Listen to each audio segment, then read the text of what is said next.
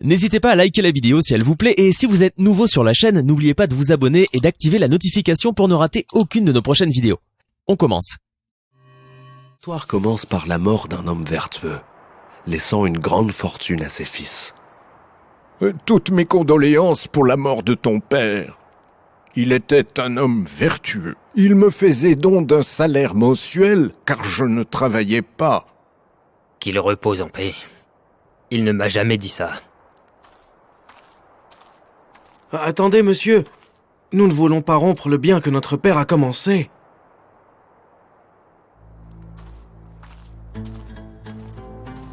Combien lui as-tu donné? Je ne sais pas. Je n'ai pas compté. Tu gaspilles notre héritage. Je n'aime pas du tout ta façon de dépenser notre argent. N'oublie pas que nous sommes associés. Mais je lui ai donné de mon propre argent. Quel propre argent? C'est notre héritage à tous les deux. Écoute, Tamlika, il est temps pour nous de diviser cet héritage. Maintenant? Oui, maintenant. Qu'est-ce qu'on attend? Bon, d'accord. Comme tu veux, mon frère. Notre père nous a laissé 6000 dirhams. Nous les diviserons équitablement.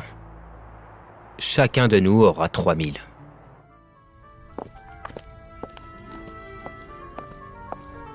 Comment allez-vous, monsieur Cartouche? J'ai entendu dire que vous aviez acheté la terre qui est à côté de la mienne. C'est exact, monsieur Akak. Je suis simplement venu pour rencontrer le bon voisin. Et lui demander d'accepter ce modeste cadeau. Ces ustensiles en or sont magnifiques. Ils doivent valoir une vraie fortune. Croyez-moi, leur valeur augmentera si vos mains les touchent. Vos paroles sont touchantes, en effet. Mais je dois dire que je suis confus. Ne m'en voulez pas. Mais personne ne présente des cadeaux de cette valeur s'il n'a rien à demander en retour. Je demande juste votre satisfaction, monsieur. Et après ma satisfaction? Je veux me marier avec votre fille. Mais vous êtes déjà marié, à ce que je sache. Rien n'empêche de se marier avec deux femmes. La dot de ma fille est de 1000 dirhams. Je les paierai aujourd'hui, si vous acceptez. Tu as bien fait d'acheter tous ces moutons, Tamlika.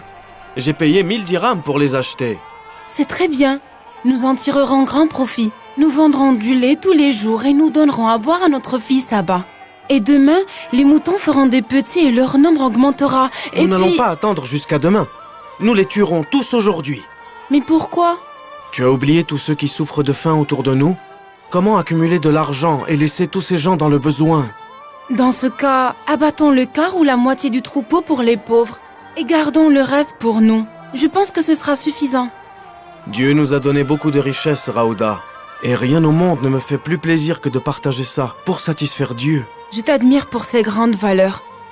Mais laisse-nous au moins 10 moutons, s'il te plaît. N'oublie pas que nous avons une fille. Je laisserai pour elle un seul mouton, c'est suffisant. Viens, Raouda. Les gens ont faim, ils ne peuvent pas attendre.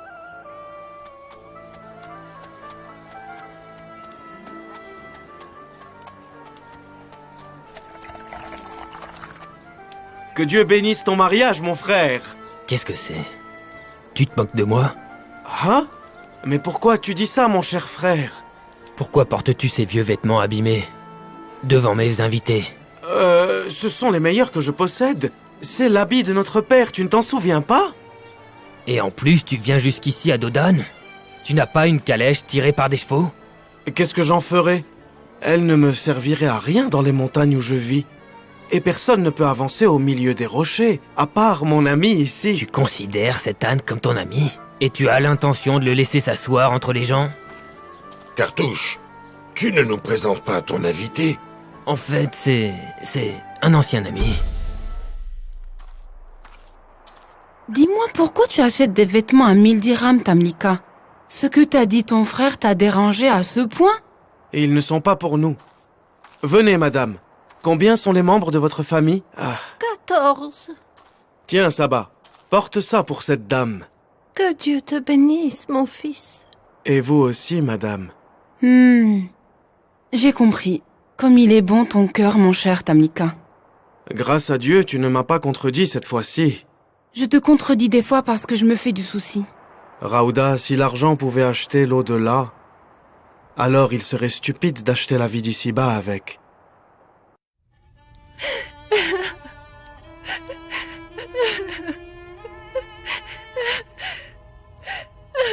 Ça va aller, ma chère épouse Alia.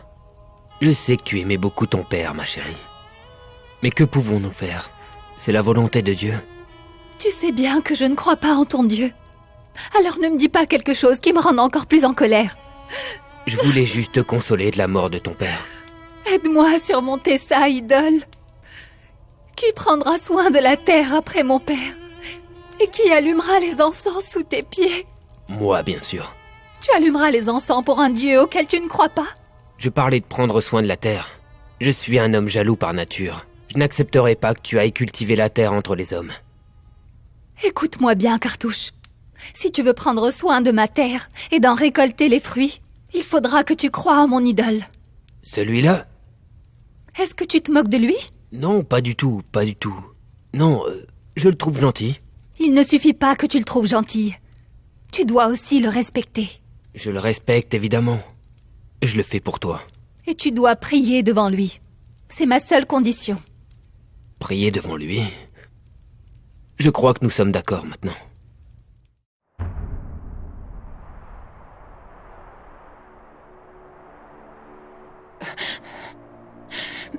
Tamlika, je ne trouve pas ton argent. Où sont passés les 1000 dirhams restants de l'héritage de ton père? Ne crains rien, Raouda. Cet argent a été doublé. Comment ça? Tu en as fait du commerce? Oui, j'en ai fait du commerce avec Dieu. J'ai sauvé des dizaines d'hommes et de femmes qui étaient esclaves et servants de mécréants. Oui, mais maintenant, comment allons-nous vivre? Comme nous avons toujours vécu, Raouda. Je ne te comprends pas, Tamlika. Je sais combien tu aimes faire le bien et comme tu es ravie de partager. Seulement, comment peux-tu dépenser tout ton argent sans rien épargner pour l'avenir? J'ai épargné tout cet argent chez le Seigneur et je me suis finalement libéré de cette fortune.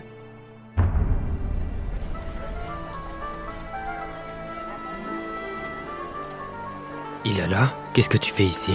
Eh bien, comme tu le vois, je vends des dattes et je mange ce que je récolte de mon travail. Je ne veux pas que tu fasses ce travail. Et dis-moi, où étais-tu lorsque nous mourions de faim? Tu peux parler moins fort et monte avec moi. C'est pas correct que tu vives comme ça. Je ne monterai pas. Tu désobéis à ton mari? Ça y est, tu te souviens maintenant que je suis ta femme? Je t'ai dit de monter et je t'expliquerai tout. Quels seront tes arguments cette fois-ci, Cartouche? Je suis venu te prendre avec moi au palais. Toi et nos enfants également. Est-ce que tu as construit un palais? Je suis maintenant un des plus grands commerçants de raisins et de figues au monde. Je fabrique les meilleurs vins qui puissent exister. Va, retourne chez ta femme riche. Si je l'ai épousée, c'est pour toi, imbécile. Oui, c'est ça pour moi. Oui, tes enfants hériteront de son argent. Car aujourd'hui, il est devenu entièrement à moi. À moi tout seul. Est-ce que tu comprends?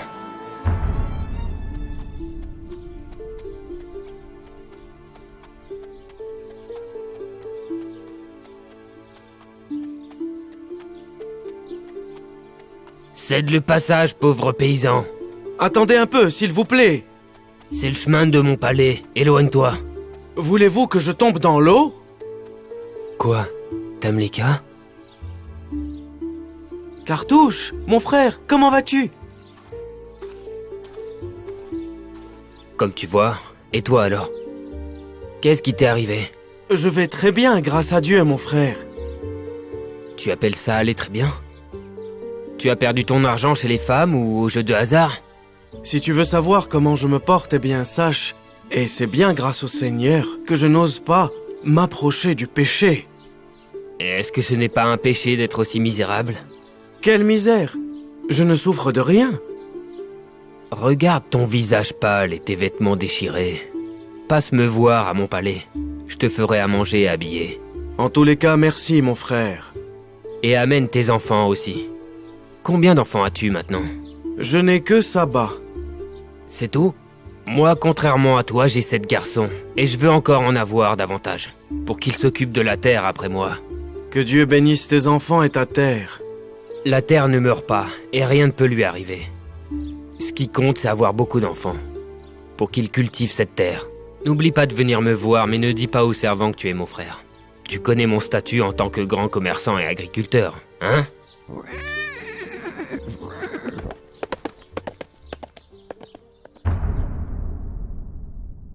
Au nom d'Allah, le tout miséricordieux, le très miséricordieux.